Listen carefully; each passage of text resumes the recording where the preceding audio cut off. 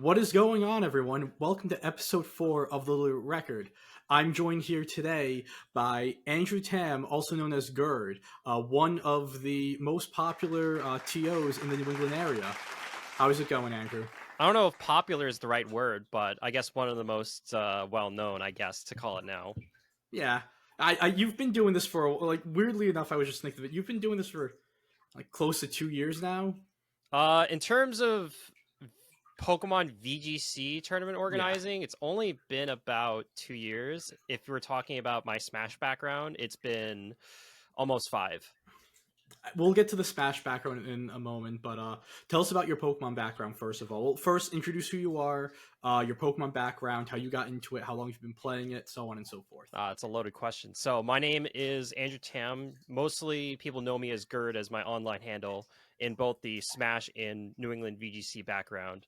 I've started playing competitive VGC Pokemon since early 2020 when I went to a random Smash college bracket that decided to have double elimination Pokemon VGC. I decided, I have some Pokemon. Let me just try it out. I got third, only losing to the same person twice. And I thought, the people who got first and second, they're actual VGC players. I think that's pretty good. And then pandemic happened. I played in the Champions Cup, the Wolfie event that he ran when we were in the middle of the pandemic, and then started competing offline in what was it, 2023? I think it was 2023. Yeah, at Chalky's Twenty-two, event. 23. Yeah, in Chalky's Yeah, event. yeah, but I know you also had a tournament you hosted in 22 as well. But yeah, you've been Yep. doing a little mix of both, the TOing and competing as well. Now, you already mentioned it. You came from the Smash community. First of all, what made you want to make that jump to going from Smash to Pokemon, both as a competitor and as a tournament organizer? I mean, I always loved Pokemon. I grew up playing Pokemon. One of my first owned games was the Pokemon Diamond on the DS, and I vividly remember not knowing how to save the game, and I lost my first Turtwig that I didn't know what it was. Like, that was the first time. So I didn't get into competitive Pokemon, like I said, until early 2020. But I think once I really joined the New England VGC Discord, that's really when, yeah, I want to start making this a real thing. I want to understand what it takes to be an offline competitive Pokemon VGC player at locals and at regionals. Because I joined during the pandemic. I was gonna go to my first local. You know this, but the Fall River local back in my hometown, not my hometown, but my home region of Boston, Massachusetts. It's relatively close. It's like 50 miles from my house. I was going to attend it April 2020, but wasn't able to. So I missed that 2-year opportunity to go to locals. And then once locals sprung up, I'm like, I want to be an organizer. I already have the background from Smash, but I also want to be able to compete offline. Yeah. So, what have you seen in terms of differences in the Smash community and the Pokemon community? First as a competitor and then as an organizer. Uh, I guess in general, in terms of community, we're like New England VGC specifically is very tight knit. I've obviously seen other communities like the Tri-State, they've been hyping up their players, especially when oh god, what's his Tim name? Edwards. Yeah, Tim Edwards got finals at EUIC, and it's everyone was out there cheering him on. Obviously, Smash is generally a bigger esport, has more entrants at local events, and their version of regionals is basically just like our version of MSS's. They typically have more attendees, but I feel like there's a more tight knit bond between VGC players at locals, because obviously there's not that many of us. Sometimes we'll only get 16 players, but I feel like I know everyone, and everyone's so respectful towards each other in their competition. It doesn't matter if someone ends up losing, no one's going to get super salty. Everyone's going to be like, yeah, you played well. And that's something that I really enjoy about it. Yeah, especially again in this region, everyone is very close. We had our own Tim Edwards situation at Florida. We had what was it, 5 top 20 players or something like that. Yeah, there was, No, I think it six. was 9 or so top There, day 2 of cutters at Orlando, and I think 5 of them got top 32. Yeah, it was a lot, and again, we had our own little moment on the actual podcast feed. I think I spent the entire time just gassing up New England players and New England players only. Um, Moving on to that though, because a lot of these New England players they play at your events, Yep. and I have a few questions about that. So take us through the life of a TO. What is it? Well, actually, our first question is, what is it like finding venues for your events? Do you find that difficult? So everyone's experience is a little bit different. I know that when I first started organizing events, I was in college. I was 20 years old, and I just decided, yeah, let me join this like esports group at my college, and said, hey, I want to run Smash events, and I was able to do that. So obviously, like, I just had to pick a room, decide to put some setups there, and then I was able to host stuff. And then I got really lucky. Rest in peace, Uptime. That was Yep. the venue space that I was running Smash events at for quite a number of years, actually, almost 3 years, until they unfortunately had to close this past year in 2023. And I was going to run VGC events there too once I was able to sanction locals, but that actually never ended up happening. Um, I would say venue hunting for me in my background, I've definitely hunted at a few venues, and I've definitely had the short end of the rope where I just never had the luck where I could just get a venue instantly. But now going into VGC, I've had better luck only because I've had better connections through my Smash career as a TO and as a player. So the event that I'm actually hosting, I don't know when this podcast is going to be releasing, but it's April 25th. On April 27th, I'm going to be hosting a mid-season showdown and PC doubleheader at a venue called One Up Games, just really close to the Rhode Island border, but it's still in Massachusetts in Plainville. The only reason I knew about them is because I went to the locals for Smash, and I knew the owner personally from going to his locals and then attending other bigger events where they were hosting like booths and stuff where they're selling their merch and other running their own tournaments where I got to know him better. And I just hit him up after I lost my venue at Uptime where I said, hey, I've got an opportunity to run Pokemon events here. This is the logistics behind it. Do you think you can make this happen? Do you have availability on your calendar? And he said, sounds good to me. Let's start hosting it. I hosted one 2 weeks after the Charlotte regionals, and that Yep. was a phenomenal experience and a great test run. That was actually my first solo premier challenge I'd ever run. Like, I had run other events with other players as a judge, which I'm also a judge, by the way, and on top of being an organizer. But that was my first, like, I'm going to be running this by myself as the TO and the judge, my first premier challenge. And I think that was important. Now I'm already 3 months later going to be running the mid-season showdown / PC doubleheader after I've already run other events at another venue, which I can talk about in just a second. Yeah, well, I was going to say, before we get to the other venue, I was at that first PC. I was your bubble boy, finishing in ninth. Oh man, yeah, that PC was very tough to cut. It was very well. Honestly, that's every. It feels like at That's this every point, that's local every in New England Massachusetts. event. That's Yeah. the quick shout out, to New England, specifically like Massachusetts and Rhode Island, like and Connecticut, like, and obviously we bring in Ryan from Maine. Everyone's like super tough. Like, we've always joked about. You've probably joked about it before, but Oh, they're probably every sick of me saying single it. local in our region is just a mini regional, and that is like true, especially after Orlando, where we had multiple day twos, multiple like top 32s at Charlotte. Well, actually, I don't know if we had any top 32s at Charlotte, but like Orlando, and then we obviously had Zach Wee getting top 8, only losing Yep. to Wolf Glick, who won the thing. So it's Took him to like, game 3 too. yeah, it was a great series. Yeah. And speaking of mini regionals, we're going to the next venue at the Balance Patch in Boston.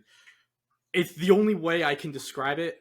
Sadly, not being able to go to any of the events, but following on stream, it is legitimately a mini regional. Talk us through how your ideas and how you made Balance Patch be like in terms of the production of the event, a mini regional, and what is your day in the life of being a TO at these events? Like what is going on in the background of one Andrew Gerd Tam? Yeah, so I'll start off first with just like the process of how we got the venue. It kind of came through connections where I was talking to Anthony. He's like, hey, I want to be an organizer. Let's try to find a place where we can host. He's like, I have this connection with a guy named Marshall. Let's try to get him along so we can start hosting premier challenges at Balance Patch. And then it took a while just because like we still had to wait for the Pokemon company to just like open up sanctioning premier challenges, because we didn't have anything until pretty much midway through the season in 2023, and we only just barely got it in like March, and then we only had like a 3-month window to actually host stuff. So we didn't actually have the ability to host anything until December of 2023, which was only 4 months ago, which is kind of crazy to talk about, where we finally hosted our first Premier Challenge. We had it capped at 32 players. It was packed to the brim. I think we ended up with like 29 players after like some no shows and some people that weren't gonna like tell us that they weren't gonna come, and on top of like maybe some people that like also showed up and didn't know they had to register. So the fact that we got 29 people as our first event, and it was just a premiere challenge, like it's not even like an MSS doubleheader, it's not a PC doubleheader, it's just one premiere challenge that started in the afternoon, because most premiere challenges in MSS is, to my knowledge, being brief in the VGC scene, typically start in the morning, and this one started at 2:30 p.m. in the afternoon on a Sunday, not on a Saturday. We host on Sundays because it's more affordable for our venue, on top of like just our scheduling. So we were able to get 29 people, which is actually pretty incredible. And the fact that it's in Boston, like you can take the train and there's pretty decent parking around the area, so it's pretty nice to get 29 people for that. So that ran well. We've been hosting December of 2023, January of 2023, January of 2024, February 2024, and then our first mid-season showdown that we were able to host, because we had to get a certain amount of premier challenges under our belt, was March of 2024. And oh man, that was stacked. Like you always hear about like tri-state locals always getting like a ton of people. Like this was our version of like a tri-state local where we had so many people. And then this was only a mid-season showdown. We barely hit 48 players. And for those that don't know, there's a extra kicker. Typically you hit the kicker when you hit 17 players, so you can get 5 rounds into a top 8 cut. In order to get that next kicker so that you can get top 16 points, and at minimum for mid-season showdowns, you get 20 points if you get anywhere between 9th through 16th place. You need to get 48 players.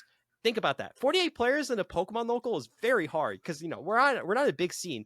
Like literally, unless you live in like the most densely populated local scenes in like tri-state or maybe California, could you even be able to attain that? Luckily, we're in Boston, and luckily we have some people that are willing to drive like 3+ hours like one way just for like a chance at points to play 6 rounds at MSS on a Sunday in Boston. Like that's really impressive. Yeah, I was lucky enough to be able to watch the event. I did not go to that because of how late it goes sometimes. And yeah, you guys were you were playing finals around like 11ish, and Yeah. you could tell in the background it was still packed. And talking about the talent, that was an Aaron Trailer versus Stefan Mott finals, and Yeah. the following week, I believe, or like the next tournament they went to, they both went and day two'd with the teams that they were using in there at that tournament. That was actually, now that I think of it, that was the tournament where Stefan debuted the team that he's pretty much used for Yeah. almost the entirety of Regulation F, and it was all started at your event. Yeah, there was actually a funny story. So I think like a week after Charlotte, I think Aaron went to Vancouver. Yeah. I think Vancouver Regionals was a week after our MSS, and Aaron Trailer said, you had a lot of people in your stream, so we peaked at about 70 viewers during finals, because we have Pangy and we have Aaron Trailer. They're going to have connections to like really top players, notable like content creators, and just like their friends obviously going to want to watch. Aaron Trailer said, I think James Beck scouted me for our match at Vancouver Regionals, and I think it actually mattered, because otherwise James Beck wouldn't have known like what Aaron Trailer was running, because Aaron Trailer, pretty sure, used that same team at the Balance Patch MSS for Vancouver Regionals. And it's like, Aaron Trailer was like super happy that our event had so much viewership and it went super well, but he's also like, damn, I got scouted by James Beck when I had to play him, and he actually got to see my team. And I'm like, oh my god. I'm so happy that we had we had Wolfie, pretty sure we had Necra, I'm pretty sure we had Moxie boosted, we had a few other like players who could like consistently day 2 cut locals and not day 2 cut locals, day 2 cut regionals and other content creators like we have in like James Beck too. I don't know if Aaron Zhang, if we had the whole Beast Coast crew, that would have been kind of insane. I have to double check on that, but it was kind of insane that we were able to peak with such great viewership. And like in our region, only 2 events have commentary. Like this is kind of a side note. Like it's just Balance Patch and quick shout out to Leaf, run locals in Central Mass. Gotta love him. But like we don't have commentary, and I also strive for like having great commentary at our events too.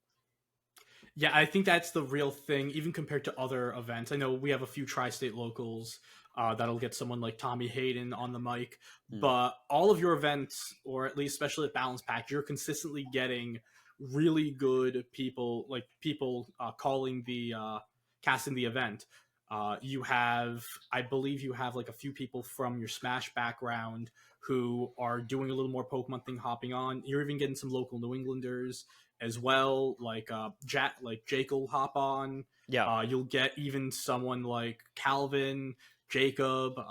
You'll get. It's nice because you'll get the.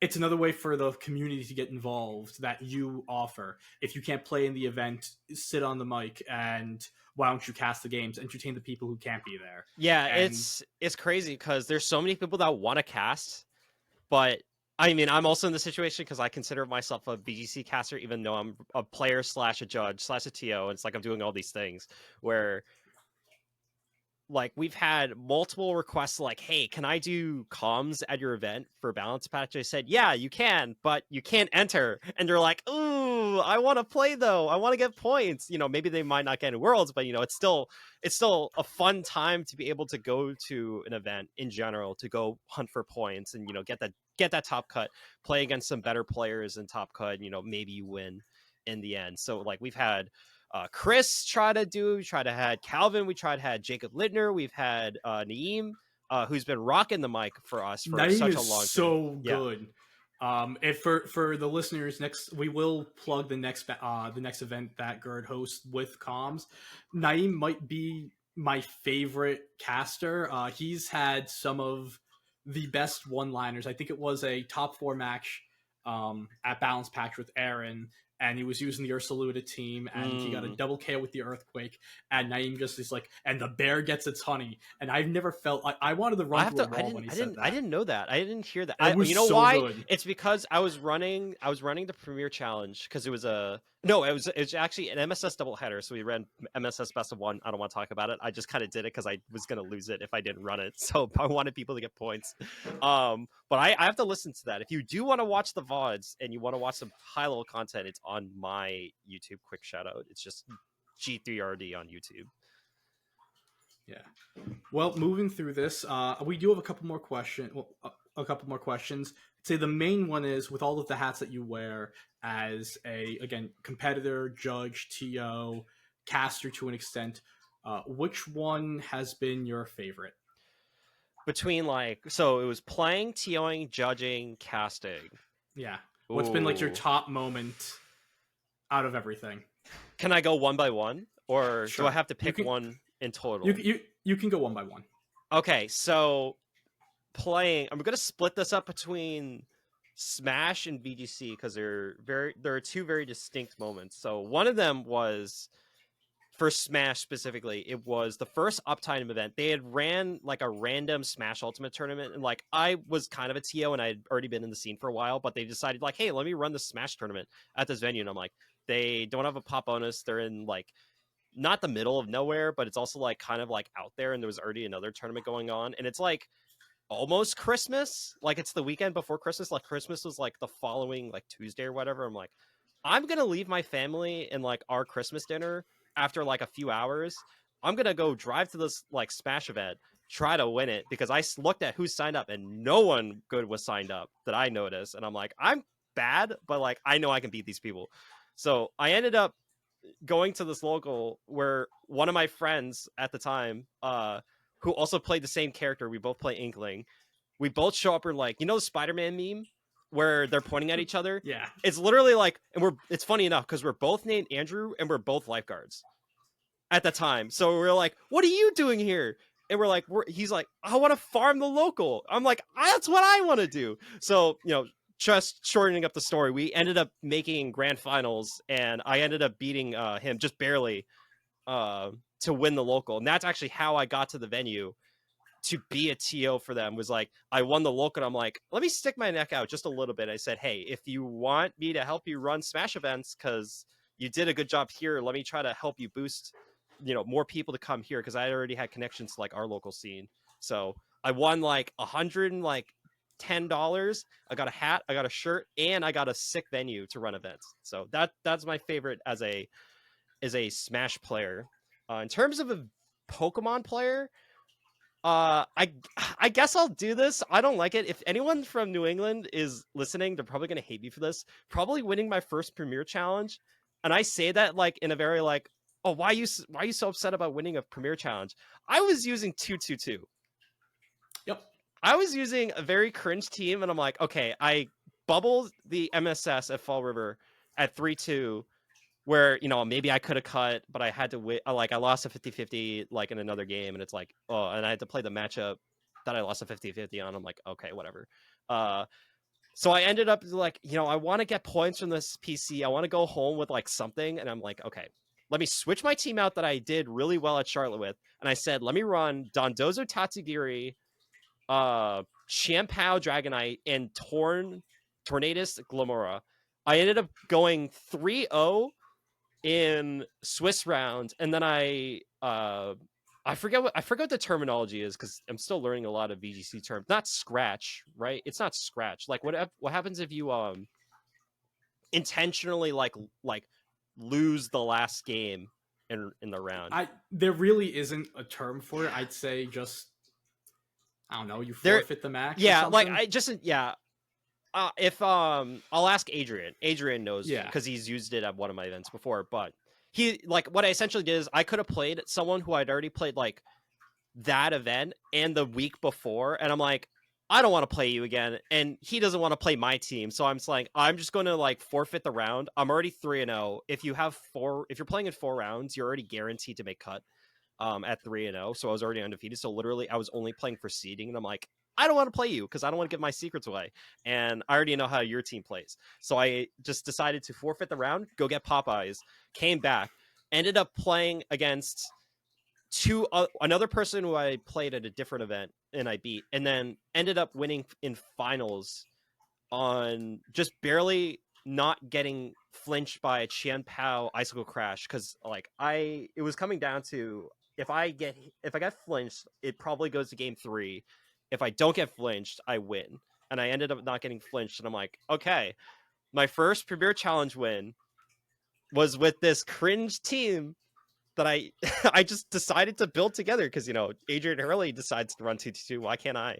Adrian Hurley has dominated our local scene with 222.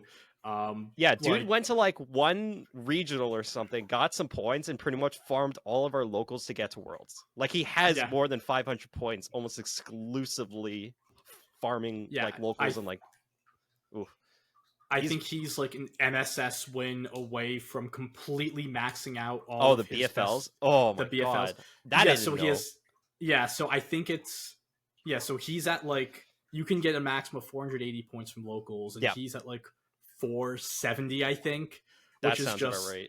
Yeah, which is just crazy. Yeah, because he still goes to events. Like, he's not just not going to events. He literally went to an MSS PC in Maine after, he still already got his Worlds invite. And I think like Pengy went.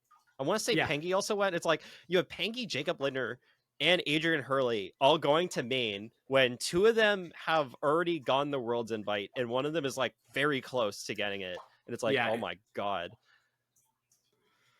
So let me, so we don't don't go off track too much. Let me go. So TO moment. More of my TOing moments have been from Smash. I still have a few good ones from Pokemon. So the biggest one for Smash as a TO probably would have been when I ran one of my Smash tournament series called Reach New Heights. I love that series, and unfortunately is on indefinite hiatus because I don't have my venue anymore. And the last iteration was January of 2023. I just haven't been able to run it because venue closed and my timing and then work, and it's like I don't have a venue anymore. It's like whatever. That was by far one of my best tournaments I've ever run, and one of my favorites for two main reasons. One, the event itself ran extremely smooth, and we had a lot of players that went and they were very happy. Like everyone said, like, "Oh, you did a good job today." And two, for all the people that like know Smash, like even decently well, the person that won it was at the time a 14-year-old King K. Rool main.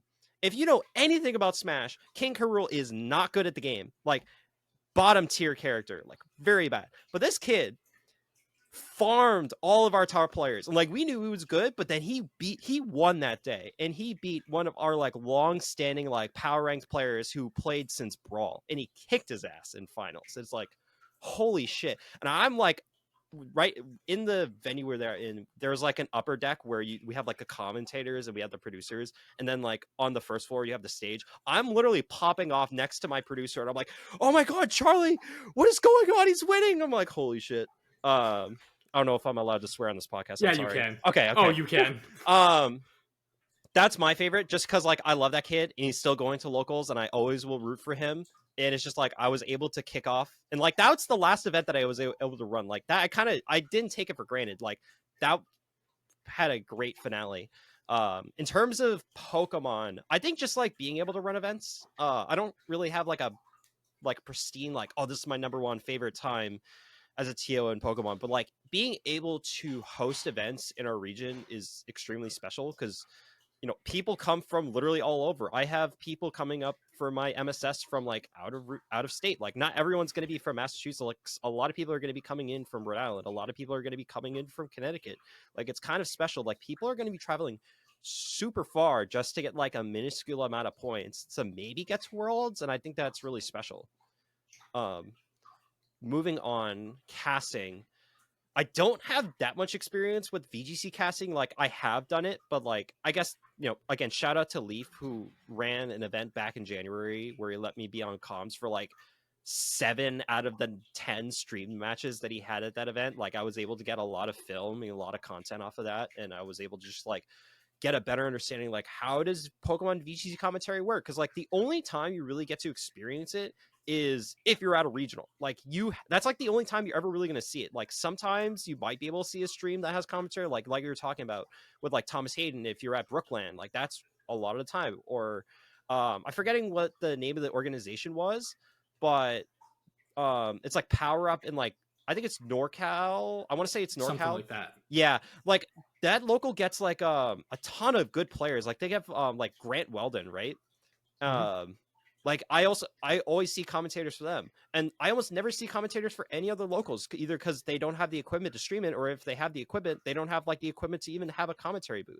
And like that's just the unfortunate part about VGC commentary in the scene right now is like this is my like little like tangent where I wish we had a way for people who want to get into VGC commentary to like really get into it without just using locals. Like if your local scene has VGC commentary, go for it. But like where are the online events? Like I want to see an online event with VGC commentary. Like there's a few like what's it like, not the global challenge, but what's that like Victory Road event that's happening this weekend? Like they'll have like I think it's like VR will do stuff. Yeah, like I want to know how I can get there, because that's that's not like, oh, I'm competing at a regional, but that's also like an opportunity for Pokemon casters to be able to get experience that's not traveling out to an event for like the ability to be able to cast. Because again, like we barely have a lot of locals in general, and the chance of finding a local with commentary that's actually like good production is extremely rare, especially in comparison to Smash. Like Smash, you have like a flowchart going from local casting to a major. Like I've done that. Like I'm not going to get into that, but like I've been able to cast a major in a ton of regions. Like VGC commentary, I don't know what the path is, or even if there is a path to go from local commentary to being a regional caster, unless you're either from 2012 or you just have some crazy side content, you're Wolfie Glick that just decides like I want to hang up the GameCube controller, because I think he sometimes plays the GameCube controller at locals. And like I just want to start casting. Like that's so tough. Like I want to be able to do it. But getting off that sidetrack, Smash commentary.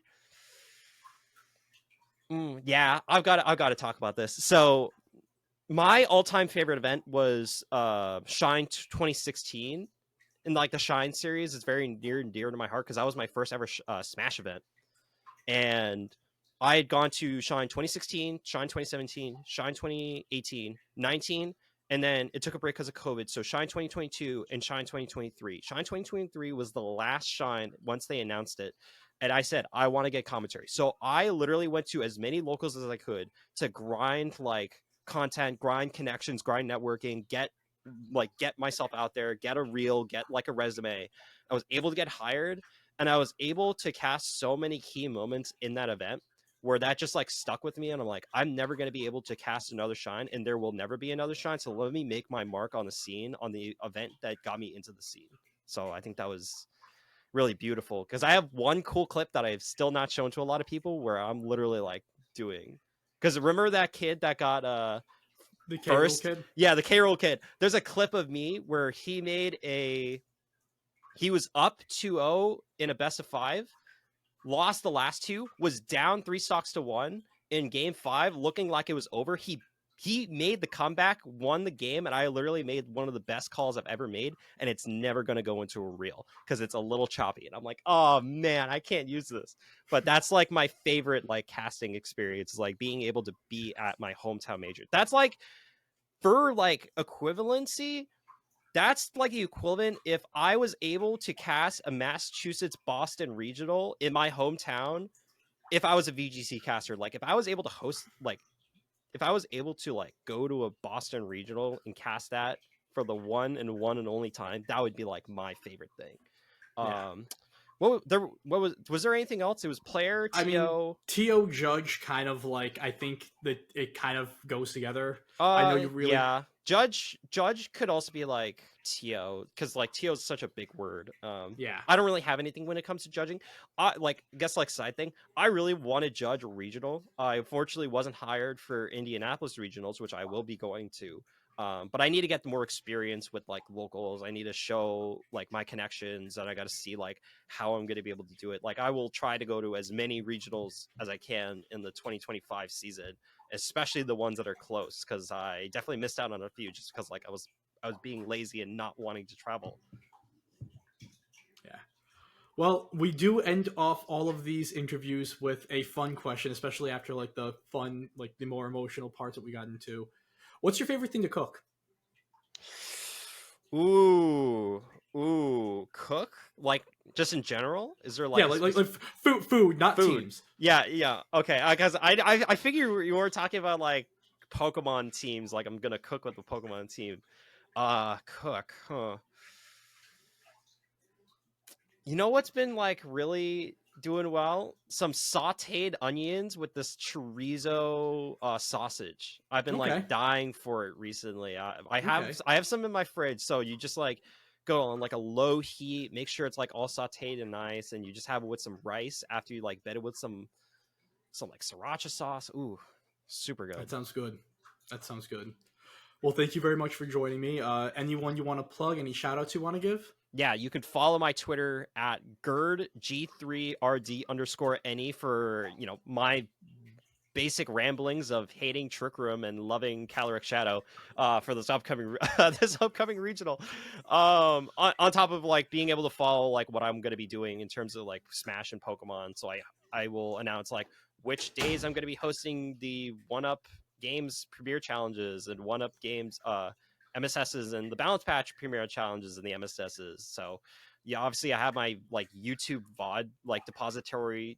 You don't have to really follow that. That's just mostly there for like people like, let me try to find this event that I went to like 3 months ago and I can find the VOD. I'm like, oh, I was able to find it. But that's pretty much it.